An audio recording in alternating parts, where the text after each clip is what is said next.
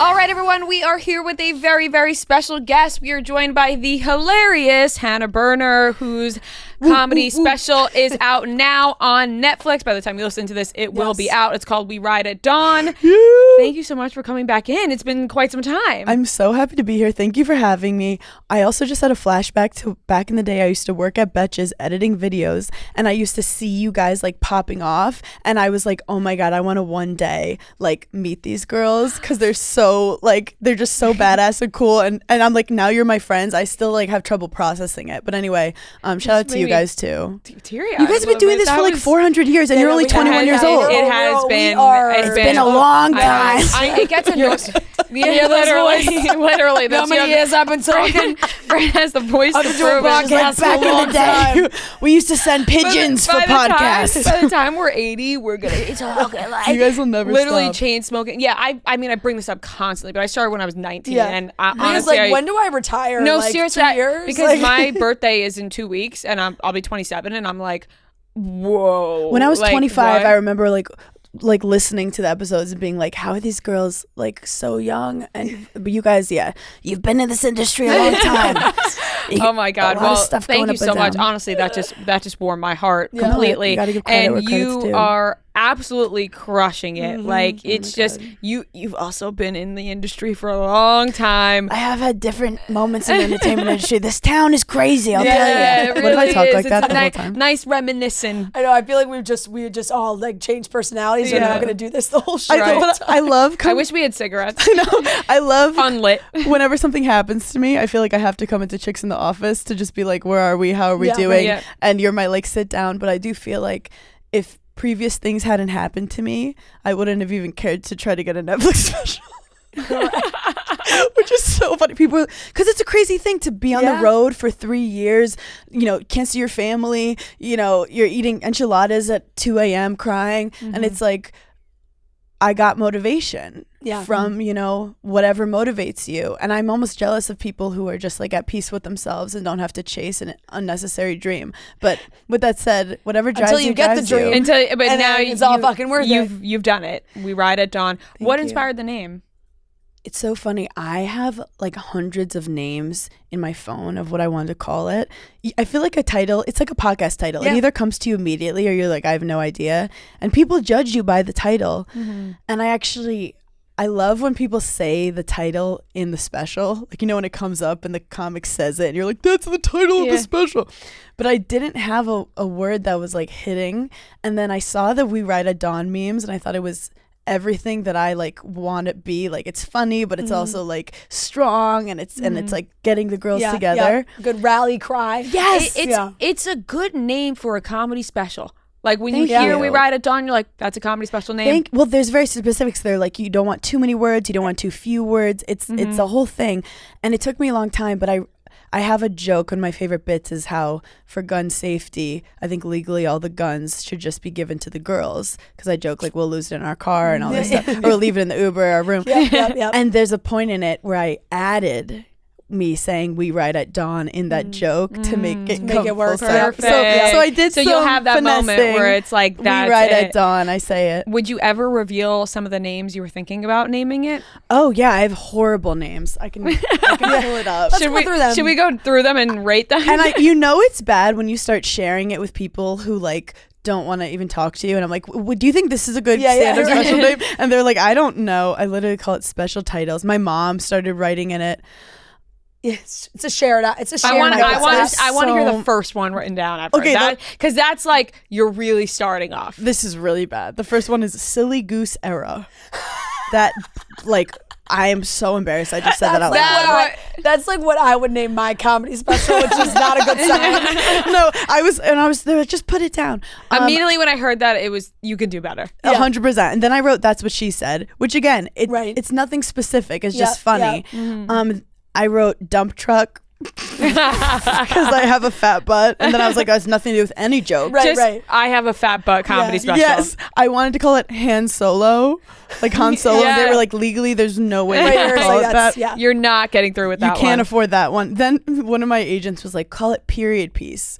because I'm a girl, and I was like, no, because I don't have one joke about my period in it. Like, I want to call it classic because I'm a girl. yeah, class, good one. Yeah.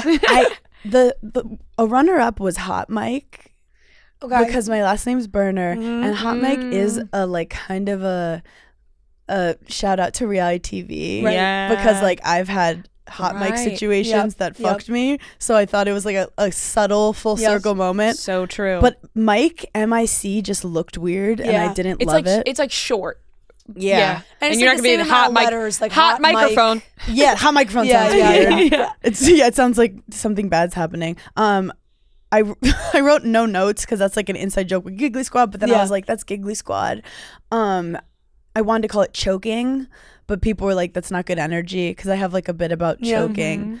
I like choking. I wanted to call it revolver, and they were like, absolutely not. I wanted to call it platinum brunette. That was just me, like, no. Yeah.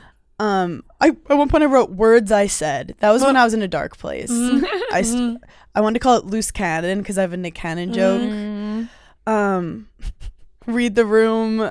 Some of them are so bad. I almost called it hard launch.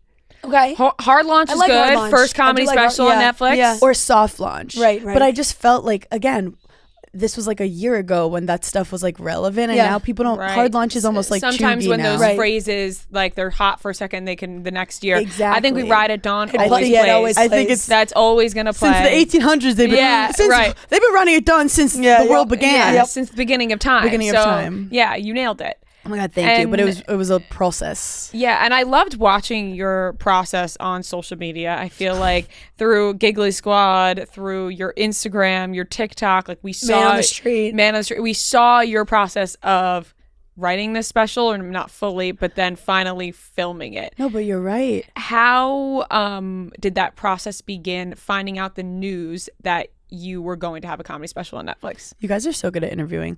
I do want to say sometimes I feel like you go, don't fucking lie to my Yeah. face. Yeah. No, you are. I do have to say, in general, my process was a little different than the stereotypical process, because we have to acknowledge, like, there's a reason it's hard for women to be in stand-up, because the traditional process is you go to bars late at night, you do open mics in front of drunk dudes, and there's so many girls who are so funny, but they're like, this space just doesn't feel good or right for me. I like, you have to take expensive Ubers or go on the train late at night to get these gigs, and people aren't laughing, and you feel like no one gets you, and then you go, maybe I shouldn't be a comedian. And like, my heart breaks even just saying that, because there's so many women like that. I was fortunate because I had a little following, thank you reality TV, that I could post on social media and get some traction. So like, my TikTok was my open mic, and I was going into, but I was playing at clubs because they already kind of knew who I was.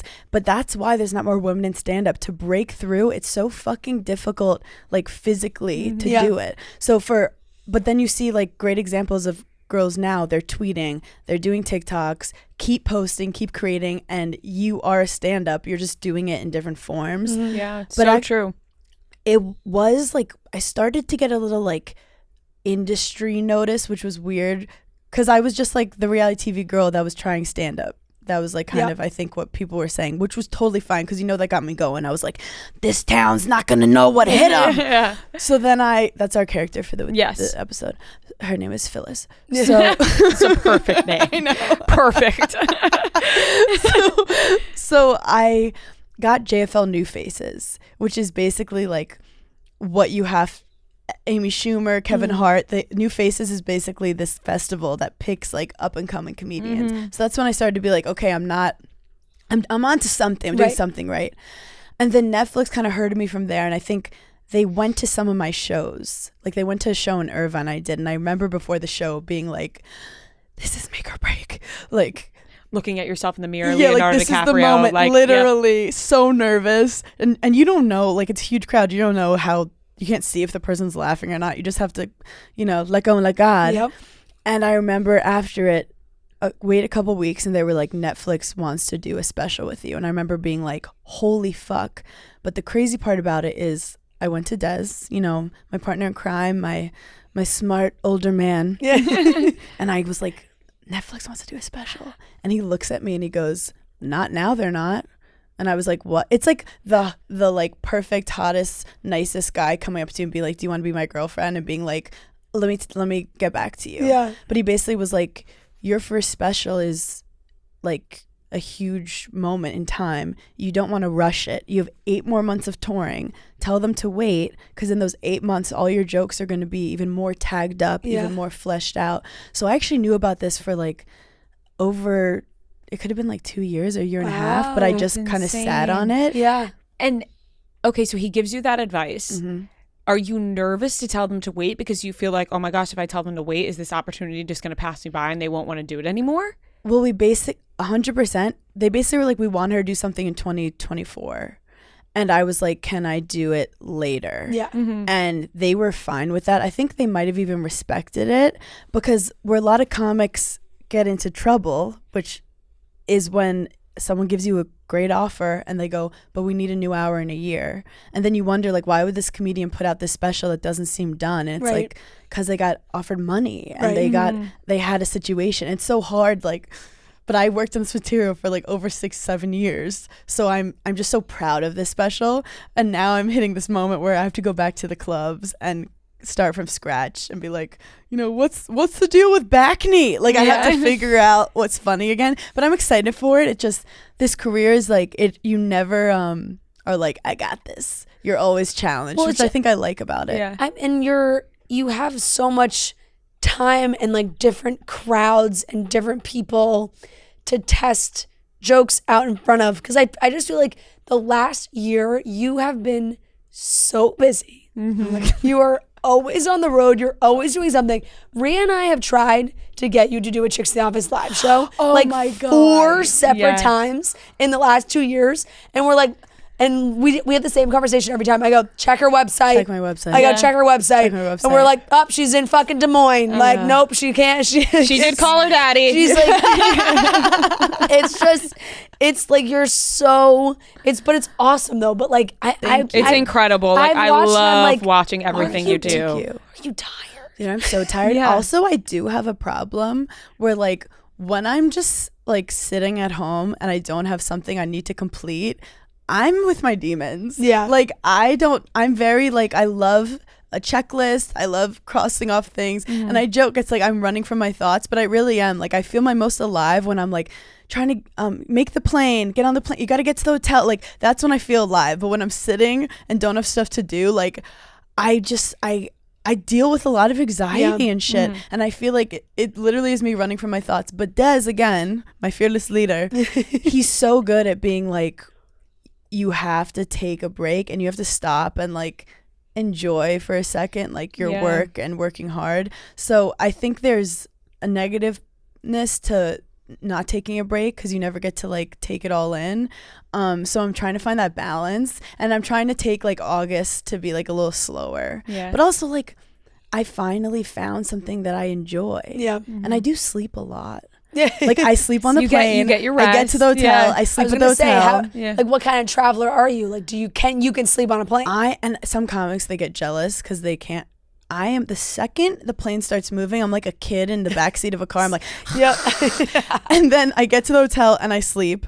And then at like 7 o'clock, I'll have 1 or 2 shows. And then I go to bed. And then the next day I wake up. And then same thing over and over again. So I'm literally sleeping or performing at all times. That's incredible. Honestly, and I feel like you were mentioning, all those things are distractions. So like you're going, you're distracting yourself because like you said, you deal with a lot of anxiety. And then when you're sleeping, no one's fucking with you. Yeah, right. Then you're in an alternate universe while you're sleeping. Yeah. I absolutely love your TikToks and like following along and Hand on the Street, because I feel like that took off as well, which is like another, side plot to doing stand-up. Like so weird. It's like you kind of like, you have so many different roles that all work for your craft at once. Like Giggly Squad, doing the live shows with Giggly Squad, doing the TikToks, you doing your solo shows. Like they all, I feel like, make you better. I do think, because I know a lot of people watch reality TV, listen to this, and I think I wanted to do entertainment and I just didn't know what would be the right fit. And for anyone listening who feels like they're like, things are just not working, like, when you just, everything you try is not working, or you do something right and it comes out wrong, or you feel like you're betraying yourself or you're not being yourself. Like that's how I felt with reality TV. And I feel like once I got out of it, things like started to just move and flow nicely. And I was like, oh, life actually doesn't have to be fighting and you know, game playing. And I think I found something that I enjoy and is like healthy for me. And that's why things have been able, I always say like when you find your alignment, it's like surfing, and I've never surfed before, but like you hit the right wave and you kind of flow and you're like, oh, I don't have to get bit by a fucking shark in this life to like find success. Yeah. And I do think doing all that stuff, it was because I thought, will this be fun for me? And I didn't know that you could do well while having fun. I always thought like you had to be like in the trenches and bleeding and all this stuff. But it's like you guys, you probably started this pod and never imagined you'd be like interviewing celebrities all the time. No. I just wanted to make fun of male comics. Yeah. So when it comes to reality TV, do you feel like it was the best thing that ever happened to you? Like, obviously, it was a tough time. Your ending For sure. On Summer House was tough. Yeah. But it now led to this amazing point in your life. I think looking back, it also, like, I was embarrassed. Like, it's embarrassing when any friend group, like, kicks you out, but like publicly I just felt like that little girl inside of you that always wanted to fit in was basically like publicly being like, nobody likes you. And I think that was when I was like, all I have is just being myself. And I started going on stage a lot because it was the only time I wasn't like on my phone or in my own head. And then when I was on stage, I was like, I started to feel like myself again. And TikTok also, I was starting to post videos and it would go to like a new, like people who didn't even know about reality TV. And I think I love to perform, but I found something that is what I like trying to make people laugh about, you know, things and say things that people don't want to see. And also I like being multifaceted. I don't like stand up because I'm like, oh, now I get to show that I'm like a perfect person. I liked being like, I'm a girl who can get upset about things, who can have anxiety, but can also think she's hot, and also can like have a man, but also hate men. Like I want to be that. And I think with reality TV, you can't be multifaceted. You have to be the hot girl, the drunk one, the crazy one, or the annoying one. And sometimes the funny one, but not usually for the girls. Yeah. No, it is very true. And I feel like you have found your sweet spot with all of the female audience you guys have created, and you've taken the best parts of what you got from reality TV. I found like you my took best friend for life. You took, like, you know, Yeah. you took the best. You took the, you know, you took the I had name two recognition really fun and jumped years. into Like a new it was, career. it was so much fun those years. Yeah. And I learned like I love being in front of the camera. I also learned I was like, editing is crazy, and I was almost fascinated by the production of it. I just didn't like being the one that was On getting the receiving confused. end. Yeah. You guys absolutely kill me, you and Paige together. Your clips, like when I watch So like funny. every Giggly Squad clip that goes out, and I'm just Oh my God, cracking up. thank Like you. I watch it a million times. I'm like just like literally Well, that was- laughing out loud at them because you guys have just the best chemistry together. I appreciate that coming course. from you guys. It's also like when we would shoot, we would be getting ready for like dinner at Summer House, and we would be in the bathroom just making each other laugh so hard. And I remember the camera guy would just like turn and leave, and I'd be like, wait, that was gold. And then so what I say is like, even my last season, all my funny stuff was just on the cutting room floor. Like there's no way I filmed that summer without being goofy and laughing. But there was a point where I would make jokes and no one would laugh, and I was like, You're like wrong. You're like this is the wrong room. I was like, bombing. this is, I yeah, like, bombed. wrong. Let's say I bombed, but I do think But maybe, Paige, right audience. You know Paige, what I like, mean? well, Like, Paige no longer my audience. Yeah. yeah, and I do. Well, Paige was the only one who would laugh, and at that point, like everyone's dealt with a friend group where you're like, am I the most annoying like person ever, or am I just not with my people? yeah, and you're like they just don't understand me. They just like don't get me, like highbrow sense of humor. But it's not a show for people who it's, you have to take yourself seriously if you're on that show. And there were moments where like serious things happen, but there's no room for laughter, and laughter and humor is how I cope with things, and it's not good for storyline. No one wants that. Nobody wants the girl laughing. I mean, it's the famous clip of you and Paige laughing at the dinner table, like, and you know, It's and that's got me in trouble in the past too. Like I remember when I was a tennis player, I would laugh to not cry, like during practice. And I remember my coach would be like, if you keep laughing, you're running laps. Right. Because I was in the wrong place. And then you laugh harder. And I laugh harder. harder. Then you have the giggles. When you're in the back and you have the giggles, and it's the funniest thing in the entire... In that moment, it's the funniest thing in the entire world, but you can't explain it. And everyone's mad at you. Yeah, everyone's mad. But you can't explain it to anybody else. And that's kind of the you've best been taken feeling. over by a giggle demon. Yeah. I also think people maybe connect with me too, because I think everyone has had a time where they've been embarrassed or like just felt like, where do I go from here? Like real darkness, and just showing like life is not about what happens to you, it's how you handle it. And I think when I went through a rough year, I basically was like, I'm not going to disappear. I'm going to keep creating. I'm going to keep trying to make new friends and figure out who I am. It was my 20s. I was figuring out my identity, and just like, you just have to keep going. Yeah. I'm so happy for you, and I'm so happy that you found that within yourself. Like, you became you by being you, if that makes sense. Like, I know it's saying you a lot, but like, it's like you were, like you said, you're trying to do reality TV, and you just want to entertain people, and you want to find that.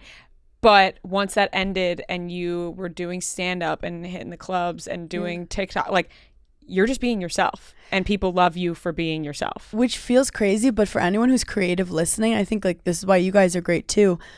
Everyone's like, how should I be? And it's like, no one is like you. So I don't even know sometimes why people enjoy my stuff, but I'm like, as long as I'm being myself, I know I'm not the same as another Right, and you can tell creator.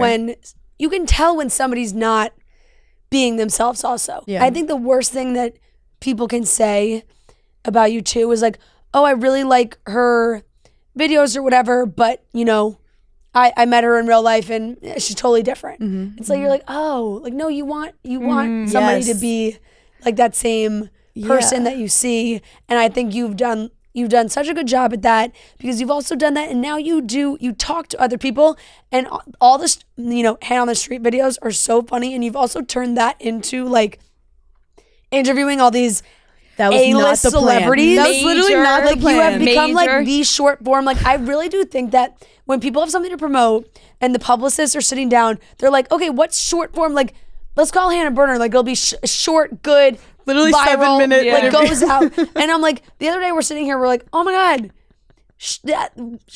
she's Will Ferrell is laughing at her jokes. Yeah, he's, you know, which is like, now you're doing it with these megastars and megastars of comedy. That like, are you so nervous? I'd be like, oh my God, if this joke can I doesn't tell hit- you the Will Ferrell Cat Williams story? Yes. So we're at Netflix's joke, and they basically were like, there's like this golf charity event, and I show them the little golf outfit, and they go, we don't know if anyone even wants to be interviewed, but just stand here and we have a camera, and if anyone stops by, great. If not, no worries. So I'm just kind of like, let's see what happens. Hi.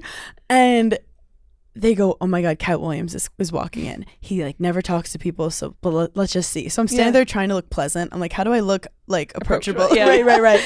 And apparently he's like, where's this going? What's going on over here? That's my Cat Williams impression. Yeah. It's like 10% Cat Williams. So he comes over, and I look at him, I'm just like, you're like, Every Day I'm Hustling intro to a special was like inspired me to do comedy. And he's like, who is this girl that's like, you made me want to be a comedian? But I love him. I was like, wait, I'm sorry, do you not like work at the club? You're in the golf out. Like, no, he had no idea who I was. No idea. So we start interviewing, and the thing with these interviews is you have like a short amount of time, and you're trying to get that gold. And you have to lock them in and right I think away. I learned that from reality TV, which is like, you got to get the gold, and you sometimes have to take a risk.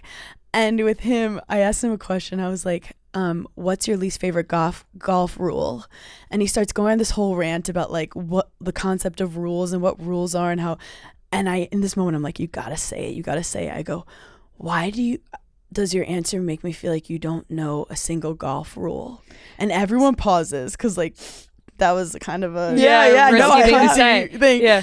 He pauses and he goes, well, it takes a genius to know a genius. Yeah. And everyone starts dying laughing. He does a dance. We like high five. Yeah. Yep. We start singing together. And it was kind of a great example of like, I took a risk, and it wouldn't have worked out with some people. It worked out with him. And it doesn't work out sometimes. Yep. But it's just so much fun. And afterwards I was like, I can retire now. Like, I'm good. I could go home. And then they're like, Will Ferrell's coming.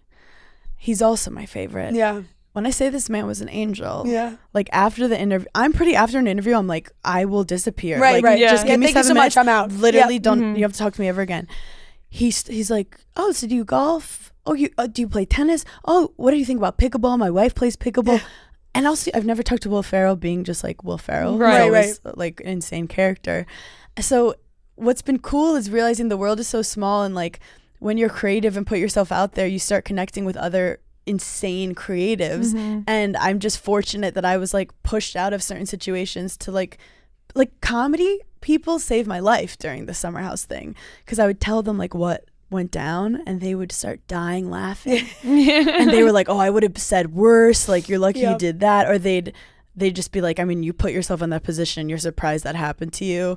And they made me realize like, oh, there's other perspectives, because when you're in the Bravo universe, it's very the comedy was so validating for you. Like it's like that world was not valid. Like it's and taking those risks, you're right, like you have to get the gold. And I feel like they appreciate you being real, you know. And like it's not every day they're doing an interview, it's very cushy, and then they talk to someone like you and they're like, oh, like she has the balls to say this to me, like that's awesome. I also think like I did enjoy, like I put myself out there with reality TV and I took a lot of risks, and some of them went great. And then like at one point I was like, I'm a feminist icon, and then it like was completely not that. So and in that moment you're like, okay, like the narrative they're trying to tell is so different than the narrative I'm trying to tell, that like we're good. Like this. So, and I got to this place after therapy just being like so grateful that they saw something I didn't see at the time. And I'm grateful that like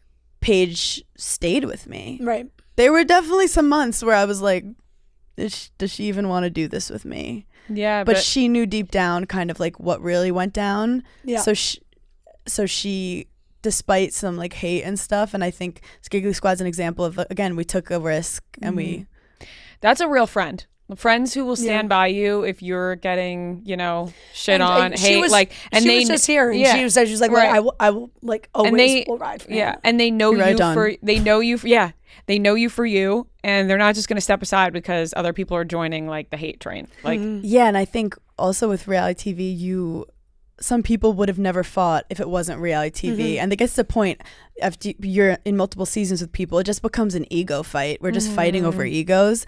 And I think Paige was able to kind of see, we all were able to see big picture. It was like, oh, this is reality TV, and now let's talk about like what really happened that wasn't how it was shown. So shout out to Paige for being a real one, and also like we got closer from it, because we're like, what fight could we possibly have that's worse than like what we went through? Totally connects you guys in real life too. It's like so many other opportunities now that you guys and shout have out been to able Paige. to do, because I think like Giggly Squad, you guys work so well and it's so funny and you guys are so close, but it's like, who knows if you guys were still having to do reality TV, like what they would have wanted to happen. I'm gonna be honest, we would not be where we are if I was still on the show. That's what right? Like, it's like, think about how high that and like Giggly Squad is. You guys are crushing it, like taking over. The girls love you, so it's like we're closer. They could have. Paige once said that could have fucked that up. Paige once said the funniest thing when we were shooting. She was like, "I don't trust anyone right now. I don't trust that lampshade." And I remember feeling like heartbroken. But it's like on the show, it's war. You're all fighting for your own narratives, and you don't know. Like sometimes you have to throw someone under the bus for you to look good to save yourself. That kind of shit, which like I couldn't handle. And so we're closer than ever, because she feels safe with me. Like she can call me and knows that I'm not running it to a producer. I'm not going to use it back on her in the reunion, what she's about to say. Right. So you're so right. If I was on the show, we wouldn't be as But you fast also as we get are. it because you did it. Yeah. Exactly. So there's a layer where you're removed, but you understand. Every now and then I'll think of like a funny comeback. Like I don't even know what she might be fighting about, and I'll just text her and be like, if you said this to someone, it would be hilarious. So I'm honestly, I am directing a little behind the scenes just because I'm bored. My boring non-drama life right now. The inside a little bit. We got to talk about Hailey Bieber. You just did Hand on the Street with Hailey Bieber again at the Road pop-up. This time she's pregnant, gorgeous, beautiful, stunning, glowing.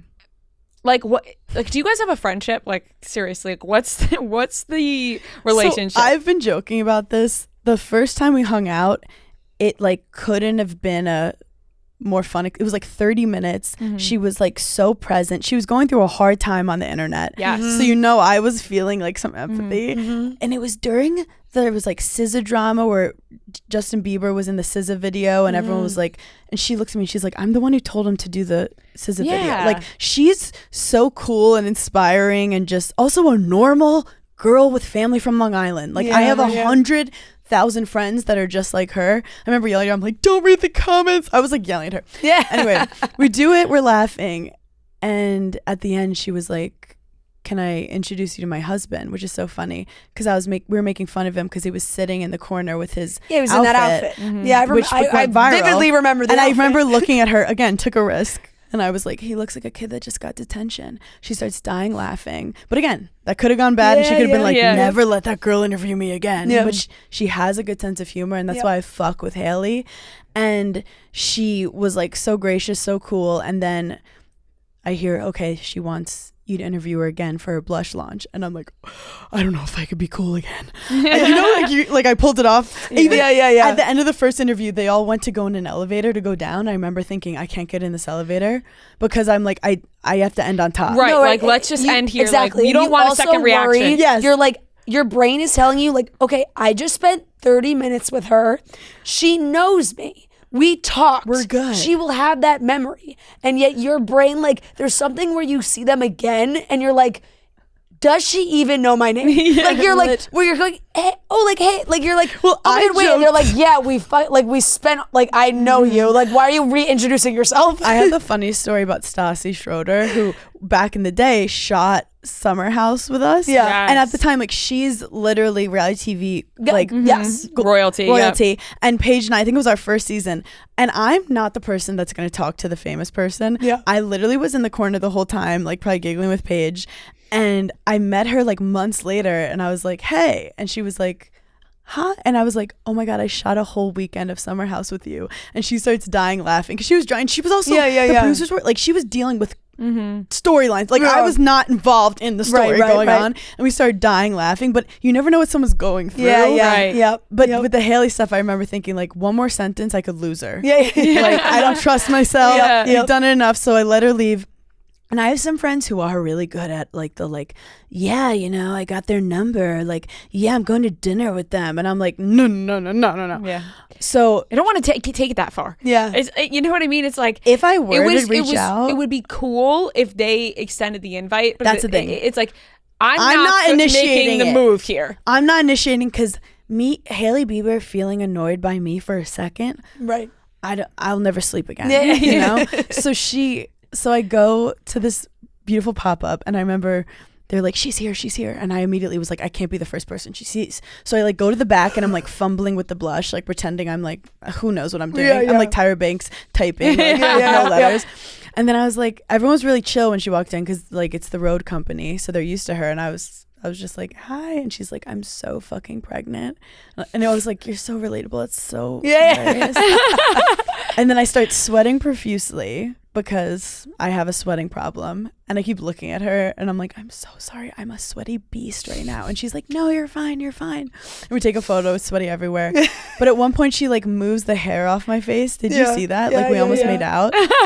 And she was like, I wouldn't be a friend if I didn't. And it's kind of like you just can't process it. Yep. And then I left and I still haven't processed it. I love your Hailey Bieber voice. Like the way you talk when you are being like Hailey Bieber. Like a cool girl. Like a cool LA girl. Like she's cool.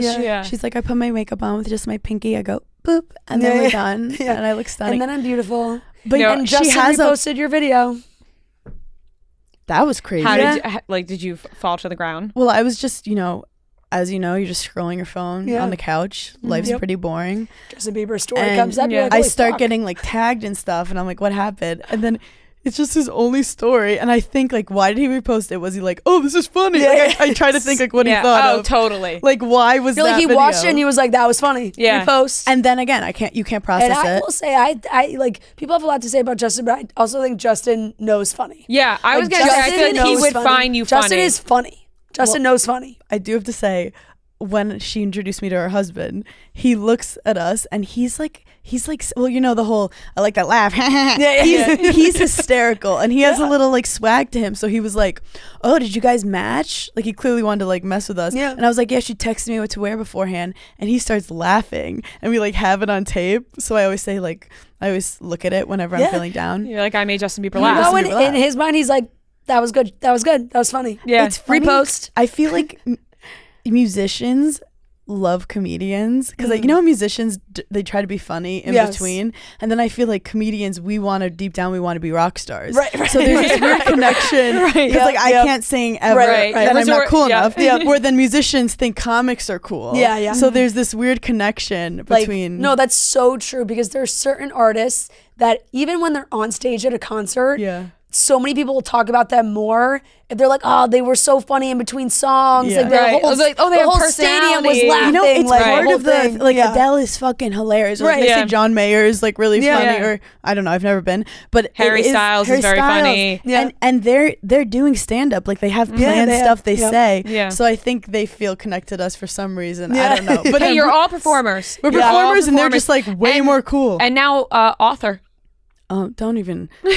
No one predicted it. No one saw it coming. People thought it was a bit. They thought it was a Hannah joke. Berner and Paige Sorbo. Have you guys read a book yet? No. It'll come. I mean, we like what are we writing about? What are we writing about? Like our name How is to be a chick. Yeah, in the office is like we don't work in an actual office. How to be a chick in the office. Sometimes I feel like the problem is it's like if we were to write a book, I think the book would go like borderline too serious, or it would be like serious. Like I don't what like what we talk about. I don't know, like our life. Yeah, like what we have our to talk lives about. like so serious? No, but like, you know, they'd probably be like, you guys should write about like dropping out of college and like do like that, you know, like that's and then all of a But you sudden know it's what? like, We did like it wasn't a life advice book, and it wasn't a like a novel about our lives. It was kind of in between. We said like how to take life less seriously. So we just wrote but we wrote about like, you know, bad things that happened to us that like, so I mean, you guys would have a similar book, I think. Where you just kind of wrote stuff that made you laugh, but also like what's the most interesting thing that people would care to read about our lives. Right. And you guys have lived fucking weird lives. Yeah, I feel like I've lived a million you have lives. a lot of stories to tell. This we were just talking about this the other day. My memory is shit. I have. I can't remember. I have an I can't remember anything. memory. I remember. Yeah, like, we know who's writing the book. Well, I remember. I used to like funny anecdotes. I'm like I'd have to make shit up because I have like the bare bones of stories. And you guys have met like, so many like, celebrities. Something kind of happened, but I'd have to fill in the blanks. Is she that friend that like you mentioned someone's name and she's like, but they did this to you, and you're like, I literally forgot I'm mad at them. She remembers everything. Yeah, it's really bizarre. Paige yesterday reminded me why I should be mad at someone. I totally forgot. I remember. I'll do a callback joke that just doesn't work because friends, like I have no idea. Like, I didn't get it. That happened twice 2 weeks ago. Yeah, where I said a joke that was like I thought was really funny if you remembered what we talked about 2 days ago, and she was like, "What?" And I was like, and she goes, "Oh." But you know what? And on one of them was really funny, and I had to explain it, and then she laughed. Yeah, but and then she laughed, and I was like, "It's not the same. I know. It's not the same." Yeah. So are you like more at peace because you don't remember all the mistakes and regrets you've ever had in your life? Completely. Wow. Completely. Look at her just she just lives in bliss. Yeah, I used to when I first started working at Barstool as an intern, I started a journal, and every day I would write what happened at work. You have your book. No. Oh. So it's gone. And like I said, I started when I was 19, and at the time they had just moved to New York, so it was like a hot spot. Like a lot of people were coming in, a lot of athletes were coming in, and this was at a different office. Yeah. And when we moved offices, I lost it. So I had like a book of like it was everything I did. All my every journals day, have been lost too. Everything I did every day, and it was like really like how cool, fucking weird. Were you walking weird around the stories. office like, who stole my journal? No, I just was like, oh my god, like it's gone. Like I don't.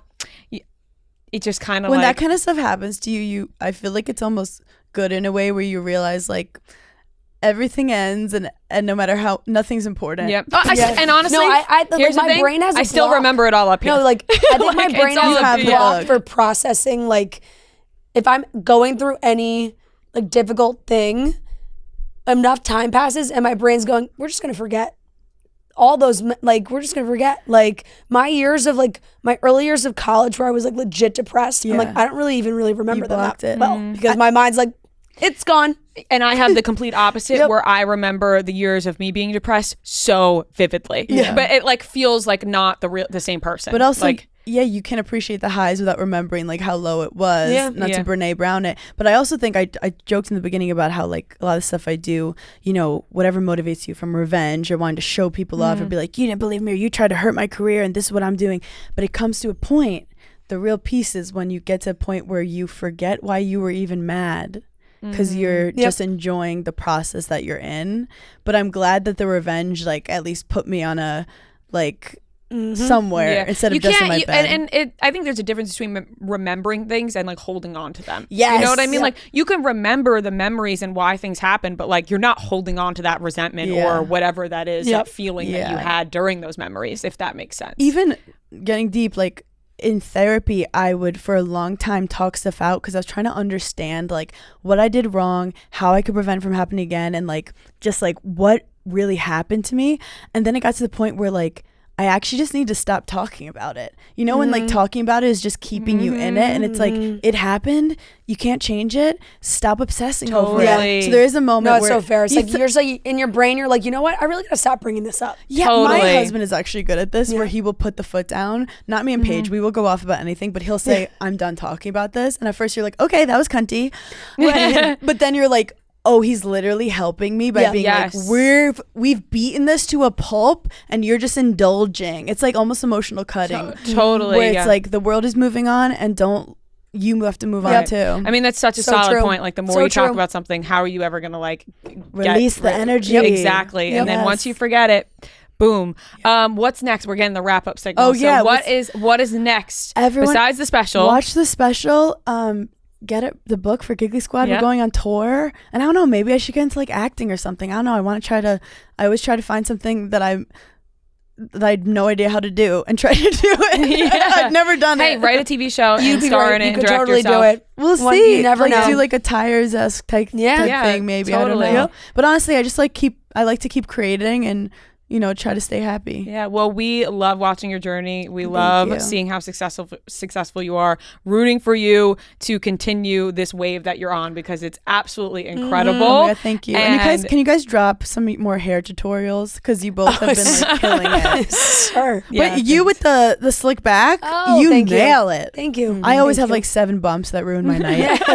And I'm like, I can't enjoy this night. Well, thank you so much, Hannah. And I love you guys. We love you. Watch the You guys are the special, best. and everybody go watch the special on special. Netflix.